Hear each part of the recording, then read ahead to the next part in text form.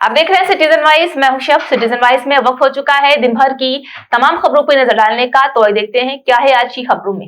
9 दिनों की लगातार लड़ाई के बाद आखिरकार नेशनल टेस्टिंग एजेंसी एनटीए ने अपनी गलती मान ली है।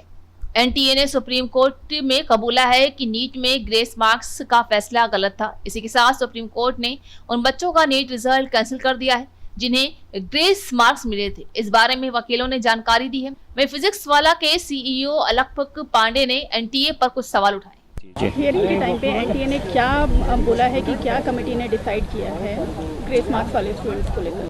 हाँ, तो उन्होंने कोर्ट में दिया सर्कुलर। वो सर्कुलर भी गलत था। जज साहब ऑनरेबल कोर्ट ने ये पॉइंट आउट किया कि इसमें कुछ लैंग्वेज भी गलत है। उन्होंने कहा कि जो 1563 स्टूडेंट्स जिनको कंपनसेटरी मार्क्स दिए गए हैं वो उनका रीटेस्ट हुआ जाएगा।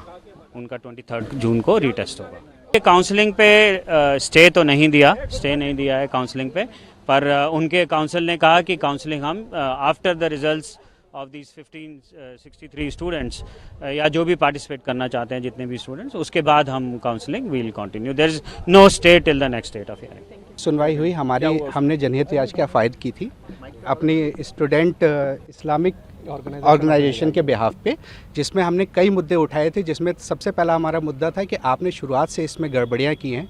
जैसे आपने इसका रजिस्ट्रेशन रीओपन किया है 2 दिन के लिए, उसका आपने कोई हमारे पहले से कोई नोटिफिकेशन नहीं इशू किया। दूसरा इशू हमने ये रेस किया था कि जो आपने ग्रेस मार्क्स पेपर लीक का इशू था, और तीसरा ग्रेस मार्क्स का इशू था। तो आज ग्रेस मार्क्स का इशू कोर्ट ने कंसिडर किया है और उसमें ये कोर्ट ने ये बोला है कि कोर्ट एनटीए ने आके क्लैरिफिकेशन दिया है, कमेटी बनाई जिसके बेसिस पे कोर्ट ने ये बोला है कि ठीक है, जितने भी स्टूडेंट्स ने जिनको ग्रेस मार्क्स अवार्ड हुए हैं ये सब दोबारा से अपीयर होंगे 23 जून को, और इनका रिजल्ट 30 जून को डिक्लेयर किया जाएगा। लेकिन सर एक सवाल और कि आखिर कोर्ट में ये बड़ी हार है एनटीए की कि उसने माना कि ग्रेस मार्क गलत दिए गए थे। जी, मेरा मानना तो यही है कि हमारी ये छोटी सी तो जीत है आज की डेट में, कि उन्होंने आके ये चीज़ कोर्ट में मानी कि हाँ ग्रेस मार्क्स गलत तरीके से दिए गए थे। उन्होंने एक कमेटी बनाई और उन्होंने सारा कैंसिल करके फिर से एग्ज़ाम करवाने के लिए बोला है। लेकिन अगर ये 1563 लोग फिर से एग्ज़ाम देंगे तो फिर से मेरिट या जो कहते हैं कि क्राइटेरिया उनकी रैंकिंग है फिर से डिसाइड होगी। ये इशू अभी भी हमारे पास ओपन है, जिसको हम आर्ग्यू कर सकते हैं 8 जुलाई को कोर्ट के सामने। अभी हमारा इशू पूरी तरीके से क्लोज नहीं हुआ है, क्योंकि कुछ स्टूडेंट्स ऐसे हैं जिन्होंने पिटीशन नहीं फाइल की थी, वो अभी भी कोर्ट के सामने नहीं है।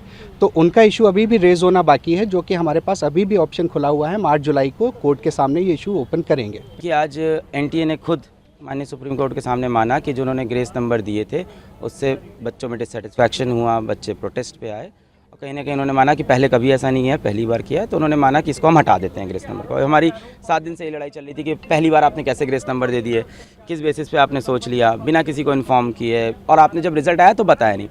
अब इससे मेरी प्रॉब्लम क्या क्या है, और उन्होंने जज एनटीए ने ये बोला है और माननीय सुप्रीम कोर्ट ने भी एग्री किया है कि जिन बच्चों को ग्रेस नंबर मिले थे 1563, उन बच्चों का या तो री एग्ज़ाम हो जाए, जो कि इन्होंने डेट दे दी है कि अप्रॉक्सीमेटली 23 जून को, या तो वो बच्चे अपने बिना ग्रेस के जो नंबर हैं उस पर हैप्पी हो जाए, यानी उनका ग्रेस नंबर काट दिया जाएगा।